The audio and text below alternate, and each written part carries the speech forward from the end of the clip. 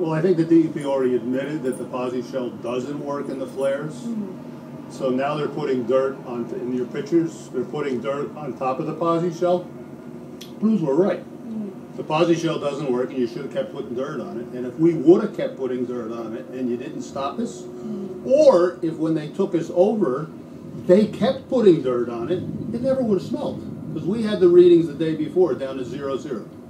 And so why did they originally come to you and say, you know, we're taking this landfill back from you? What was their meaning of that? They tried to shut me down in May of 2012 because I didn't fund the 100. I didn't give them 100% of my revenue, which would have put me out of business the next day. Why were you required to give them 100% of your revenue? Because they wanted me to. Okay. It's not a legal requirement. The deputy commissioner, Irene Krupp's husband, and her own a landfill called Stag's Leap in Gloucester County that was told numerous times, and you have the documentation, that they don't have to have an escrow, they don't have to put any money up, because for a pre-82 legacy landfill, which we both have, you're not required to give a financial. You're not required to do that. Because you bought the landfill outright from them. I bought the landfill outright. And from, it was a tax, abandoned properties. So it was owned by the state, and you purchased. No, it's kind of in limbo when it goes to abandoned properties. Okay. Fenimore disappeared.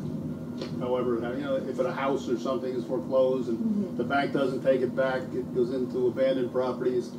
I'm not an expert on real estate, and it goes into limbo somewhere. But and then you buy it for the taxes. So how did you come across seeing the property the DEP wanted someone to Well, sell you? they had a, on their site they list landfills that they'd like to get cleaned up, unfunded landfills, and we looked on their site and it said, I think it was number 3, the third landfill in the state that was unfunded, the orphan landfills they call them, that means the owner disappeared.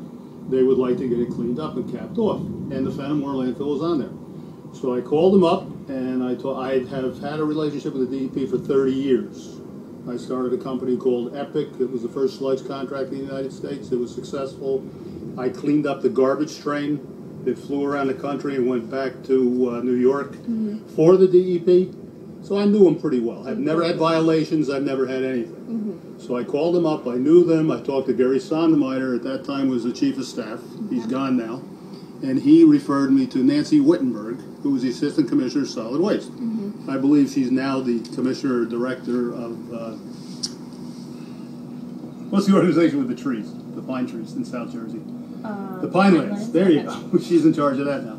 But she was the one I would talk to. I called her up. I said, I'd like to do this. She said, that's a great opportunity because the governor wants to put solar on landfills. My exact words were, that really works. And she told me, yes, I have it on my house. So I said, okay, if it works and you're going to support me, because it's very difficult to get the DEP to support you. She said, no, this is a governor's thing. He wants to put solar on landfills. And it was Governor Christie at the time. I know it was Corzine. Corzine, okay. Started it, and then Governor Christie was one of his campaign things. Okay. This goes back. It takes a long time to get approved. Yeah.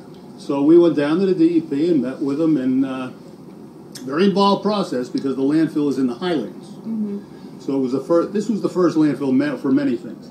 Because it was in the Highlands, I had to get it designated a brownfield site.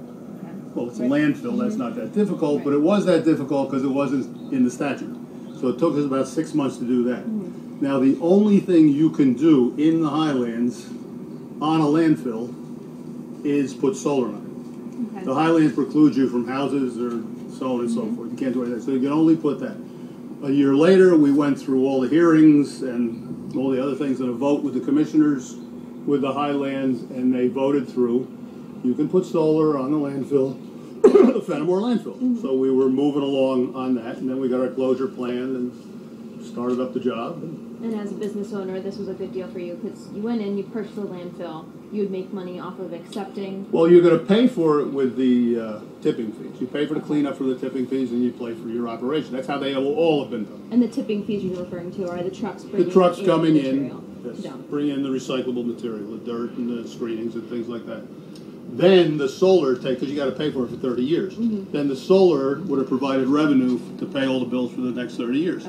We had something that nobody else has on a landfill in New Jersey. Even Malanka that says they're going to put solar on it, and the deputy commissioner's husband that said he's going to put solar on it. I had the first interconnection agreement for a landfill in the state of New Jersey from PJM. All right, we had that done. We had a construction agreement done and paid for with Jersey Central. And so we were ready to go. So the capping of the landfill, as you said, was supposed to be completed by the end of this year? Phase 1, which is the 18 acres, was supposed to be completed in the summertime. Okay. And then I would have put maybe about 2 megawatts of solar on phase 1. Then I would have went to phase 2, phase 3, and phase 4. Okay. So when you do accept trucks in with trash, Well, it's not trash. It's recyclable. Beneficial reuse material. It's dirt and recyclables. Okay.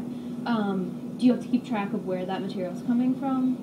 I have it's required in my closure plan by the DEP. I have to hire a third-party engineer, somebody away from me that does everything. He has to be a PE, and he has to stamp everything. That was a recommended engineer from them, Bashar Asadi, who has probably done more of these landfills in the state than anywhere else. He's done all the county landfills. He's the guy. And he testified. So they recommend, he testified and so on and so forth. He would, every single person that wanted to come to the landfill and bring their material, they had to give analyticals and numerous other things to Bashar Asadi. And he would approve them. He'd do a site visit and so on and so forth with his crew. He has a number of people. Then the material comes to us in a truck and whatever, and he has one of his engineers walk outside the trailer, check the truck, do the manifest, and so on and so forth.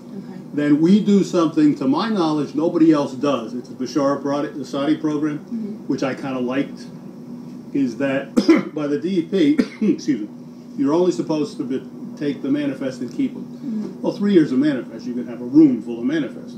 So we keep the manifest anyway, but what Bashar does, he puts them in a Dropbox.